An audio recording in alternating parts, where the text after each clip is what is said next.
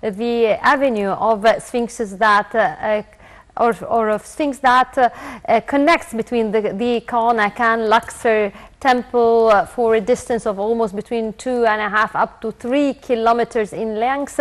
And the restoration work started in 2010, but then it stopped during the revolution and it continued again once the country became stable. And every day there are new discoveries in that avenue. We will be talking about the significance of the avenue of Sphinx, what's its use, the difference between an avenue of Sphinx and an avenue of rams, because we do have an avenue of rams in front of the Karnak temple and more, and of course we have more surprises and new theories by Egyptologists as well as author and historian and member of the Historical Society, Mr. Bassam Shammaa. Good morning, Bassam. Good morning to you, my dear. Good morning, Bassam. Bassam, to start with, can you tell us about the surprises that you promised to tell about the beautiful governorate of Luxor?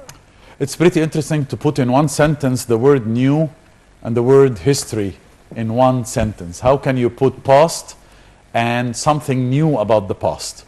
But this is Egypt, and Egypt is always producing to us every single weekday, whatever, new news.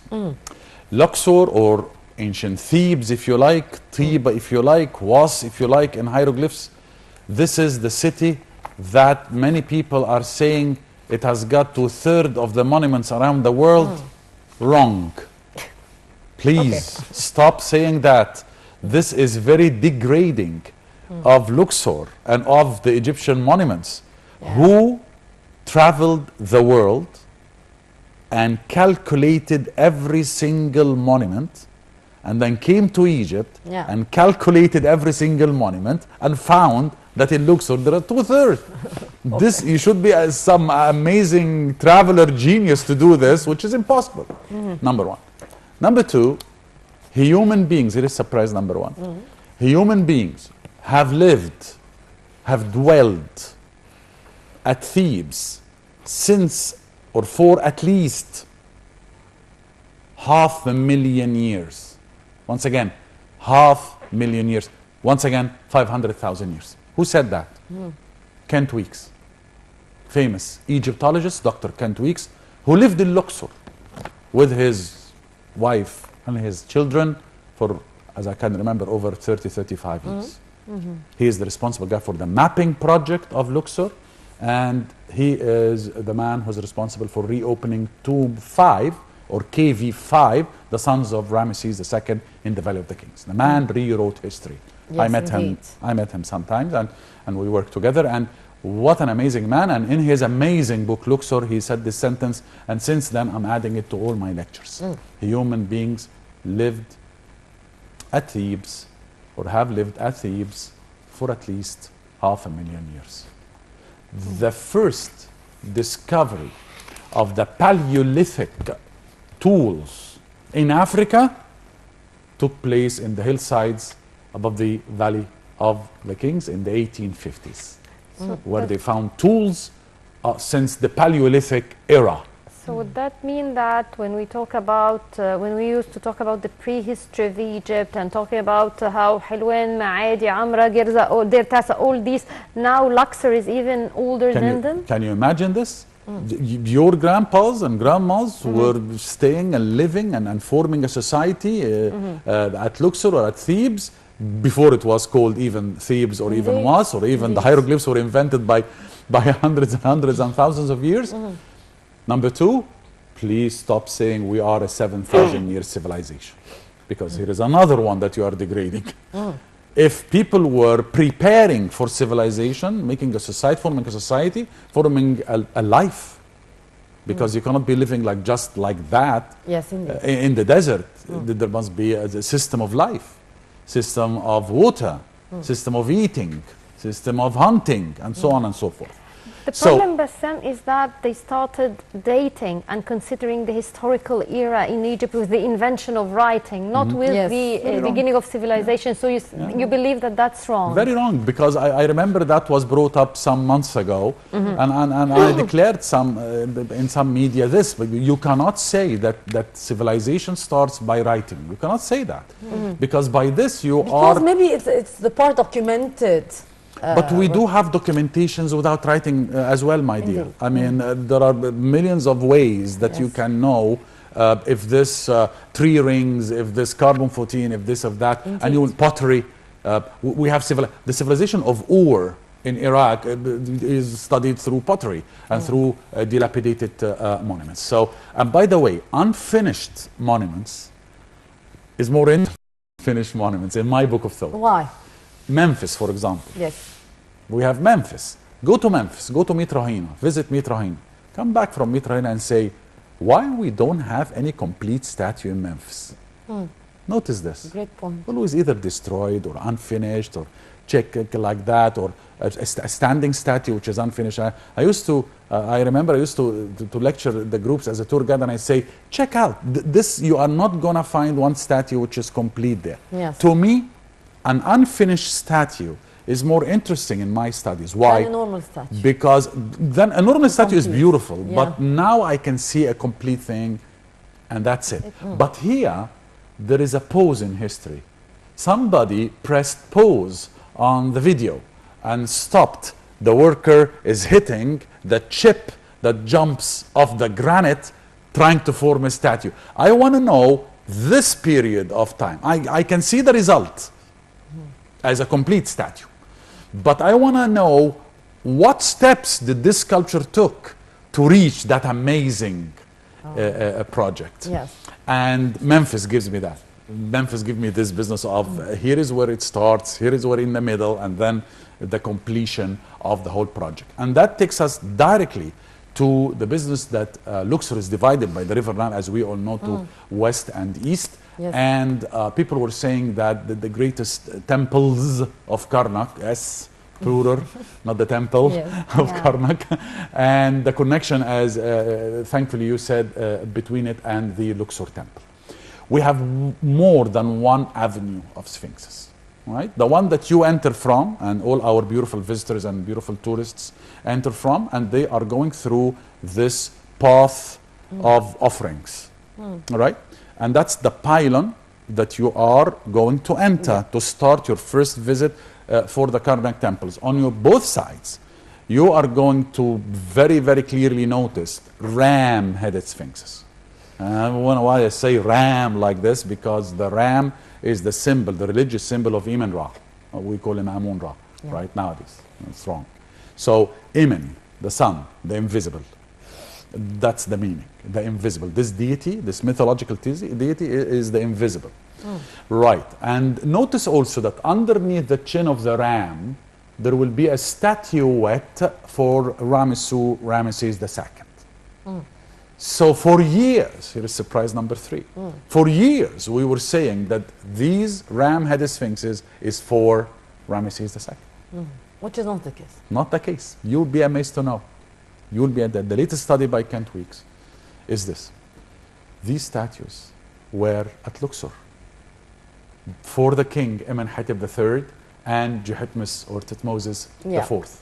Ramesses II usurped them, as usual, and took them to the Karnak and put them there. So here is surprise number 3. So avenues, long avenues, short avenues. Today, if you count them, you will find that they're around 40, right? But enter inside the first open court and you will notice more ram-headed sphinxes, but not on the same straight line, but inside. Why? Because that avenue went originally all the way to now the second pile. 124 sphinxes originally were what you today see as 40. This is the place which the new excavation didn't happen in. The second avenue of sphinxes, which you mentioned, between 2 something and 3 kilometers long, and the project of making it a walking path for visitors and tourists and Egyptians and everybody. And that's where they excavated the new Sphinx, which was not a surprise because there are more to find, as we said. Yes. But unfortunately, there are houses and buildings right over it. So we know where are the other Sphinxes, but we cannot do that unless you are going to make an agreement with the dwellers and give them a good enough sum of money, or give them other places to live in or to move, and that will be a discussion between the people and the government, and by this you can continue the whole 2 something or 3 kilometers long avenue Sphinxes. Now for the avenue itself, it's interesting because actually we have this avenue because in the back area itself we have the temple of the goddess Mut in Karnak. Karnak, as you've mentioned, is a group of temples.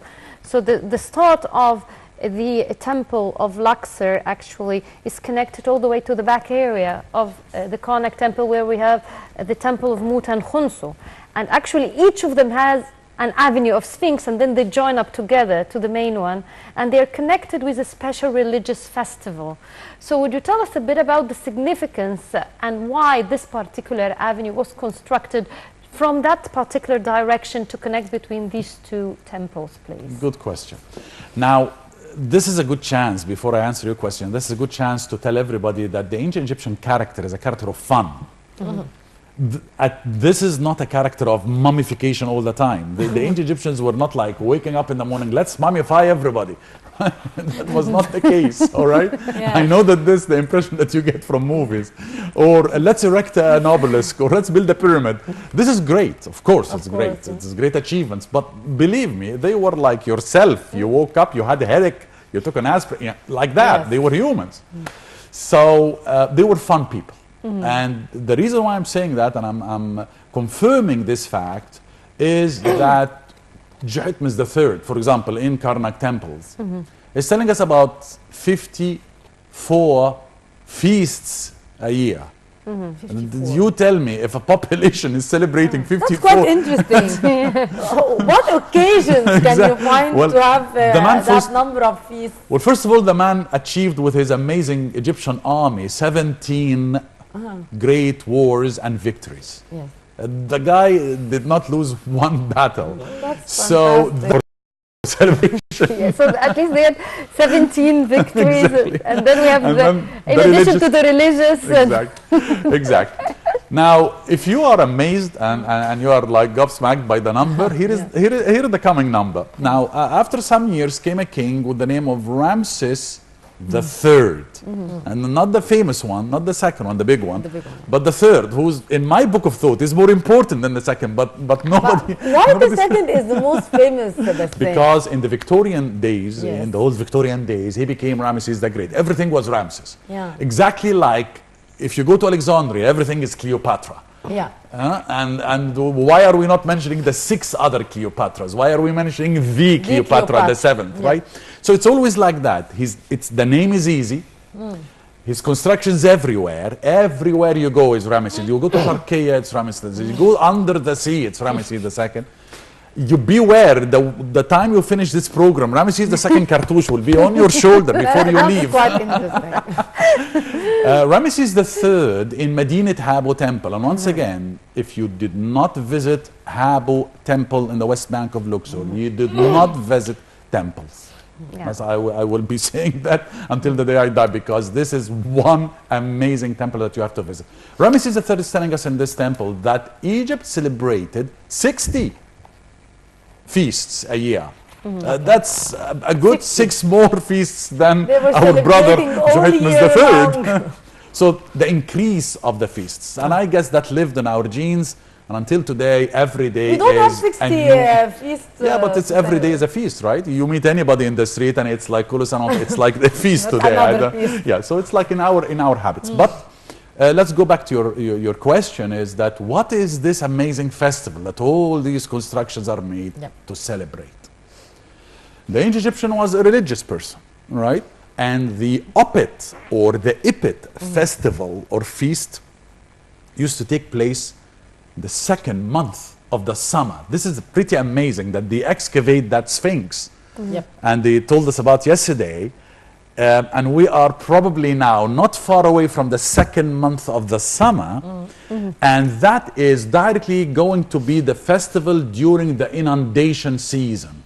So during the season of flooding and inundation, you are celebrating the beautiful festival of the Opet. This is the name of this feast in ancient Egypt, the beautiful festival of the Opet.